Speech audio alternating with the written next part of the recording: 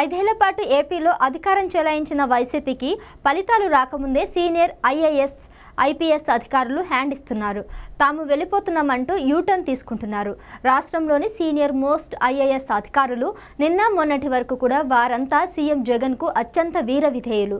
ఆర్థిక, ఎక్సైజ్, గనుల శాఖల అధిపతులుగా చక్రం తిప్పారు. వైసీపీ అనుకూల కాంట్రాక్టర్లకు మేలు చేశారనే విమర్శలను బలంగా ఎదుర్కొన్నారు. నిత్యం ప్రతిపక్షాల నుంచి అనేక ఇసడింపులు ఎదురైన 4 ఏళ్ల పాటు వాటిని ఎదుర్కొన్నారు. సీఎం జగన్ ఏం చెబితే అది చేశారు.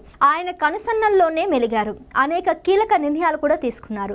ఇంత కీలకంగా వ్యవహరించిన అధికారులు ఇప్పుడు వెళ్లిపోతామని చెప్తున్నారు. సీఎం జగన్ కోటరీలో కీలకంగా వ్యవహరించిన అధికారుల్లో ఎస్ఎస్ రావత్ కీలకం. ఆర్థికంగా రాష్ట్రాన్ని ముందుకు నడిపించడంలోనూ, అప్పులు చేసైనా పథకాలు అమలు చేయడంలోనూ రావత్ కీలక పాత్ర పోషించారు. సీఎం జగన్ ఎంత చెబితే అంత సొమ్మును ఏదో ఒక రూపంలో కేంద్రాన్ని ఒప్పించి ఆర్బీఐని సైతం ఒప్పించి తెచ్చారు.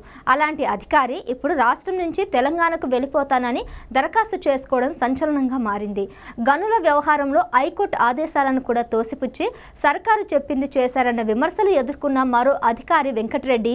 ఈయన గత 4 ఏళ్లుగా సీఎం జగన్ కు అత్యంత సన్నిహితుడిగా పనిచేశారు. మీడియాలో వచ్చిన వ్యతిరేక వార్తలను కూడా అప్పటికప్పుడు ఖండించారు. ఇదే పనిగా పెట్టుకున్నారా అని ఒకప్పుడు దుయ్యబట్టారు. అంతా వీర విధేయత ప్రదర్శించిన వెంకటరెడ్డి రాష్ట్రంలో ఉండలేనని చెప్తున్నారు. తనను బదిలీ చేయాలని లేదా వేరే రాష్ట్రానికైనా పంపేయాలని కోరుతున్నారు. ప్రభుత్వానికి ఆదాయాన్ని తెచ్చిపెట్టిన శాఖకి చెందిన మరో ముఖ్య అధికారి వాసుదేవరెడ్డి. రాష్ట్రంలో ప్రభుత్వం మద్యం దుకాణాలను పెంచడంలోనూ, ధరలను పెంచి చీపు లిక్కర్ను పారించడంలోనూ ఈయన పాత్రపై విపక్షాలు తీవ్ర విమర్శలు గుప్పించాయి. వైసీపీ నాయకుల చెప్పు చేతల్లో ఉన్న బేవరేజెస్ నుంచి మద్యాన్ని కొనుగోలు చేయడంలోనూ వాసుదేవరెడ్డి కీలక పాత్ర పోషించారు.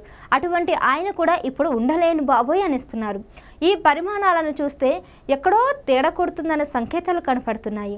ఫలితాల అనంతరం ప్రభుత్వం మారితే వీరి పరిస్థితి అడకత్తెరలో పోకచెక్కలాగా పడుతుందన్న భయంతోనే ఇప్పుడు తమ స్థానాలు వదులుకునేందుకు ప్రయత్నిస్తున్నారనే చర్చ ఐఏఎస్, వైపీఎస్ వర్గాల్లో జోరుగా సాగుతుంది.